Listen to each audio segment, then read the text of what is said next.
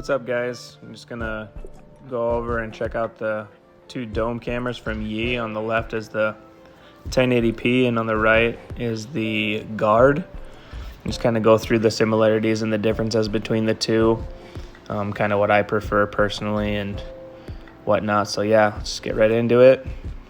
So this is the 1080p. It's got the reset button on the back and where the chip goes and the power. And this is the Guard, and you notice it has a LAN or Ethernet cable, and it fits in there, but these only work on 2.4 hertz. They don't work on the 5 hertz, and so I couldn't use it because my router automatically puts it on 5 hertz through that port. So I just hooked it up the regular way you do through the app and the Wi-Fi. So that's the way I'm using it. So getting right into the similarities, they both have pretty similar panoramic capabilities. Here's the 1080p and here is the Guard. I haven't found any real differences in their ability to reach wherever you need them to go to turn about. Both of them have a smart motion tracking on them. It'll track motion or humans.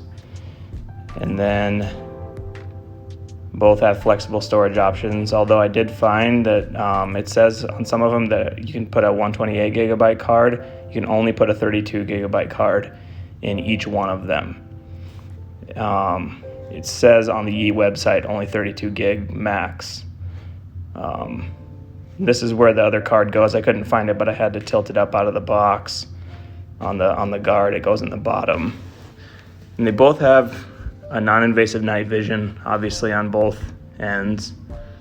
So that's nice. And we'll get into how different they are, how they both work. And they both have like a crying alert. If you use it as a baby monitor, it'll alert you. So let's get into the major differences, at least for me, what I preferred. The panoramic auto cruise on the 1080p dome, I actually don't really use, but that's one major difference on this camera versus the Guard. But one thing that I do use is the preset bookmarks, and you can mark up to 8 spots if you use the auto cruise, and it'll bounce between each one of those, and we'll get more into that. But that's why I actually prefer the 1080p dome, and it comes in black or white, over the Guard, because you can do this. So now we'll kind of go through this a little bit. I know it's not landscape, but this is the auto cruise function.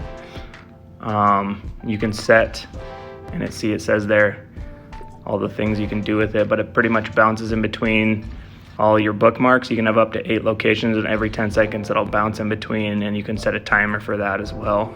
I don't use this feature, I just have it motion track, but it is a feature on the 1080p, not a feature on the Guard. So that was a major difference for me. So when we get into the Guard, it has what they call a time-lapse feature instead of where the bookmarks are on the 1080p. And I wasn't really a fan of this. I guess if you want to maybe record over a time lapse and share it with friends on social media, or even just kind of have it so you can zip through.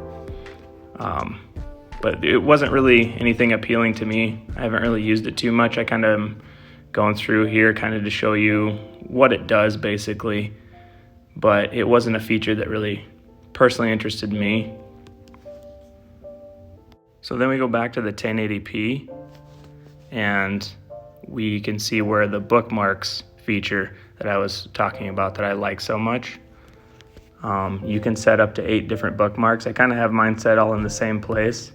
Just once it motion tracks, it'll record it for a little bit, and then it'll go right back to where it was on those bookmarks, which is nice. And that Guard camera didn't do that.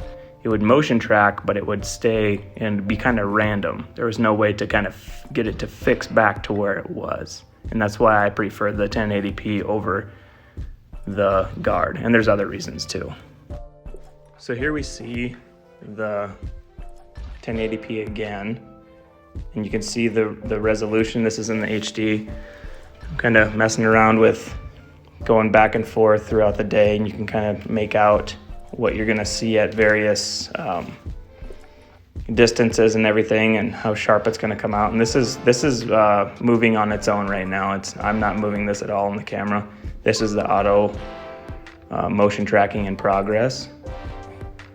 And I have found that the 1080p is actually a little sharper. Here I just switched it into SD because it can lag a little bit in the HD when it's moving back and forth, and you notice it won't really lag in the SD, but it's not quite as sharp. And you can switch it back and forth. That'll record in 1080p all the time, but you can switch it back and forth depending on how smooth you want it.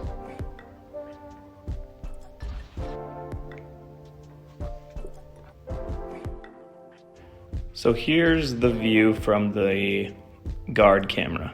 I did find it's a little more crisp, but I think it would be more for like close indoor range rather than what I'm having it set up here for. You can see the difference in the picture back and forth. And I honestly prefer the 1080p just because of the overall better picture, especially when we get later in this video into the night vision. Works a lot better with the 1080p over the guard, in my opinion. But this is the guard right now. It's kind of giving you a daylight picture, and we'll get into the night now. So here's the same camera. This is the guard, and you can see how kind of grainy this is. It's just not very clear. So we switch over to the 1080p, and you can see how much more clear this is. I prefer this. You can zoom in here. You still can't quite see plates and anything, but you can see how much more, it seems just more clear. Not so crisp, but more clear compared to the guard. So that about wraps it up, guys. Thanks for watching. Just want to comment below which one you prefer, or if you use one or the other, just comment and say why. And here's actually a coupon. I'm not too sure how good it is but feel free to try to use it on Yee's or Kami's website. And again, thanks for watching. Hopefully this will work for you.